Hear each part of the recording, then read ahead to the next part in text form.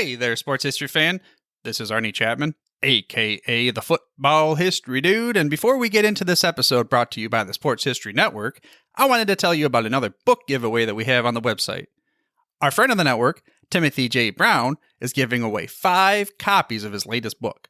This book is titled Hut Hut Hike, A History of Football Terminology. This book explores the history of football terminology by examining when and why more than 400 familiar words and expressions entered the game. By linking the game's evolution to changes in its language, readers learn the origins of first string, basic fundamentals, X's and O's, long snapper, and hundreds more of terms used in every football conversation or broadcast. Organized in easy-to-read, bite-sized chunks and filled with period images and illustrations, Hut Hut Hike tells football's history one word at a time. Now, to sign up for a chance to win your copy of the book, head to sportshistorynetwork.com/giveaways. Again, that's sportshistorynetwork.com/giveaways. Now it's time to take a sports break, a look at sports history on a daily basis. Hello, my friends of sports history. This is Darren Hayes of the Sports Jersey Dispatch podcast. Welcome once again to the Pigpen, your place for all things great in sports history, and welcome to your January 13th edition of the Sports Break.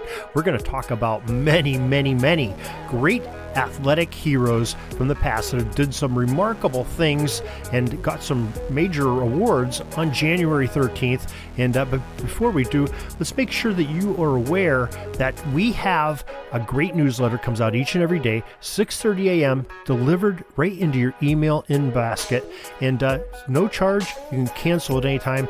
Really easy to sign up for. Go to the show notes of this very podcast or the top of jerseydispatch.com or pigskindispatch.com, and you will get all of the things that are happening in the world of the Pigpen. That's Pigskin Dispatch, that's Jersey Dispatch, that's Orville Mulligan, sports writer, and Sports History Network as well. And we're adding new things all the time. A lot of exciting things in sports history, so make sure you check that out. Now, let's get to those jersey numbers of January 13th, and there's a lot of them. So take note here, because we're going to talk about numbers 99, 44, 70, 13, 32, 76, 86, 16, 39, 22 and 20, 21, 9, 23, 14, 7, and the number 10. January 13th, 1953 is our starting point, and we're going to go to the world of the NBA, and they had the 3rd annual All-Star Game that took place at Allen County Coliseum in Fort Wayne, Indiana. It was the West beating the East 79-75 in a close game, and the most valuable player was number 99, George Mikan of the Minneapolis Lakers. I almost said Los Angeles, but it's the Minneapolis Lakers back at that time. He was the center for that team. January 13th, 1957, the 7th NFL Pro Bowl. The Los Angeles Memorial Coliseum was the place where many of these took place, and the Western Conference defeated the Eastern Conference 19-10. Most valuable players from that game were number 44, the kicker of the Baltimore Colts, Burt Reichachar, and defensive tackle Ernie Stautner, number 70 of the Pittsburgh Steelers. Kind of rare for a kicker to be receiving the most valuable player, but I guess with a score of 19-10, probably a lot of kicking going on there. January 13th, 1962, Wilt Chamberlain in his number 13 jersey for the Philadelphia Warriors set an NBA record at the time, scoring 73 points in a contest against the Chicago Packers for a 135-117 win. This game has a high point total, still ranks 3rd in the NBA record books. January 13th, 1963, number 32, Jim Brown, who played for the NFL's Cleveland Browns, earned the offensive MVP honors at the NFL Pro Bowl game on this day as the Eastern squad downed their Western counterparts 30-20 at the Los Angeles Memorial Coliseum. Eugene Big Daddy Lipscomb, number 76 of the Pittsburgh Steelers, was the defensive most valuable player for the same Pro Bowl game in 1963, the same one that Jim Brown just won an award for.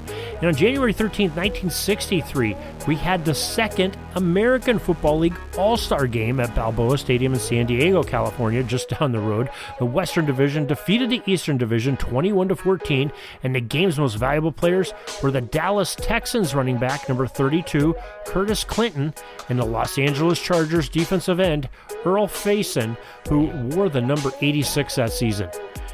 January 13th, 1965, it was the 15th NBA All-Star Game at the St. Louis Arena in St. Louis, Missouri, and the East defeated the West 124-123, a one-point game, and the most valuable player selected was the Cincinnati Royals forward, number 16, Jerry Lucas. On January 13th, 1974 is our next stop on the timeline, and that was Super Bowl number 8. It was played at Rice Stadium in Houston, Texas, and on that date, the Miami Dolphins defeated the Minnesota Vikings 24-7. Most valuable player of that game was number 39 of the Miami Dolphins, running back Larry Zonka. January 13th, 1981, New York Islanders number 22, the scoring machine, Mike Bossy's 15th career hat trick when he had 4 goals in that game that evening. And January 13th, 1982, the baseball legends of Hank Aaron, who wore number 44 for his career, and Frank Robinson, number 20 for a majority of his career, were both elected into the Baseball Hall of Fame. In 1985, on the 13th of January, playing in his 436th career game, the Edmonton Oilers center, number 99 Wayne Gretzky, scored his 400th career NHL goal and added 2 assists in a 5-4 Oilers win over the Sabres in Buffalo.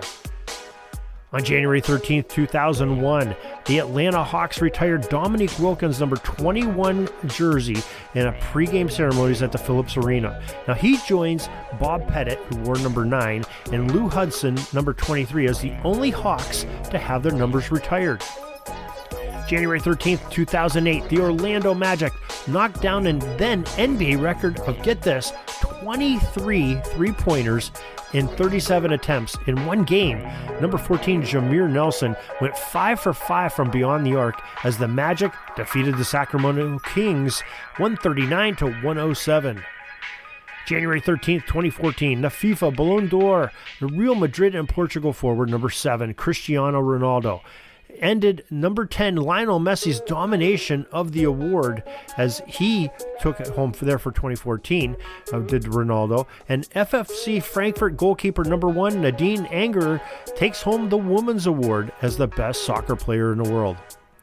Speaking of that award, we had one in 2019 on January 13th as well, and Lionel Messi scored for FC Barcelona in a 3-0 win over Eibar, and his 400th goal in La Liga.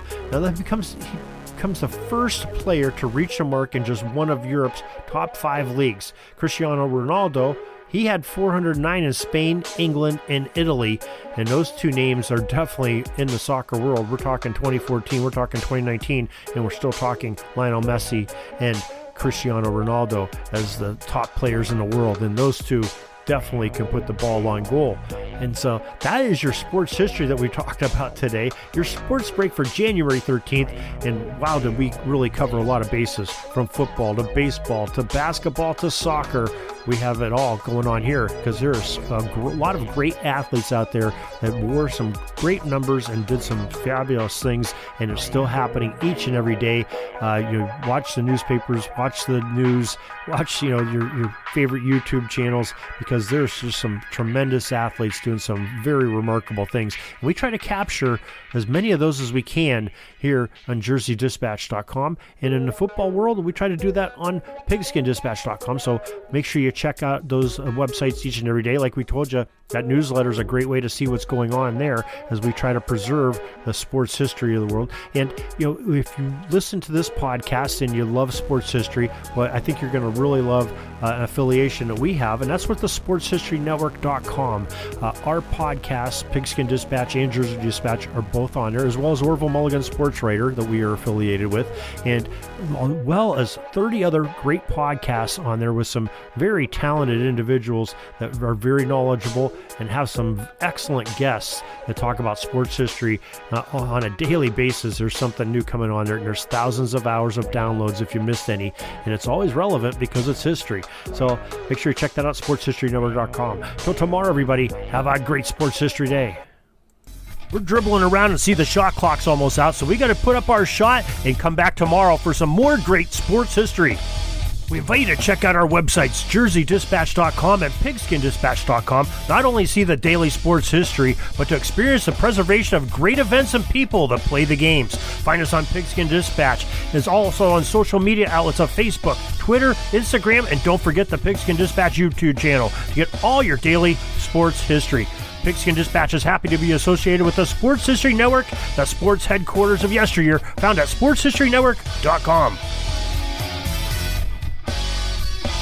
This podcast is part of the Sports History Network, your headquarters for the yesteryear of your favorite sport. You can learn more at sportshistorynetwork.com.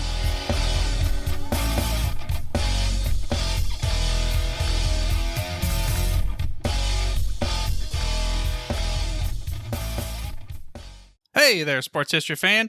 This is Arnie Chapman, aka the Football History Dude, and I hope that you enjoyed this recent episode presented by the Sports History Network and were able to learn some good old-fashioned sports history knowledge nuggets.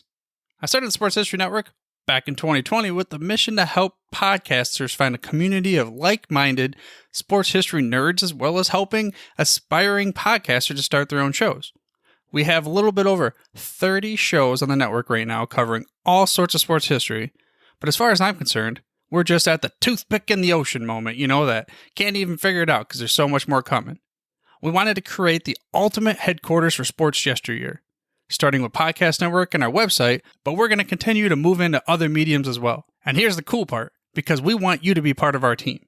So if you're interested in starting your own podcast, or maybe being a guest on one of our shows, or who knows, maybe even writing an article for us over on the website. Seriously, all you gotta do is reach out to us on the contact page over at sportshistorynetwork.com. You can be as technologically savvy as a Neanderthal tapping on a stone trying to figure out this whole hieroglyphics thing back in the day. Again, it doesn't matter, because even if you don't understand the whole podcast space, we have a production team that can pretty much help you out with doing everything. All you gotta do, head over to sportshistorynetwork.com, head to the contact page, fill it out. That message goes right to me, and I'll reach out to you as soon as I can. But for now, dude, I'm through if you're through.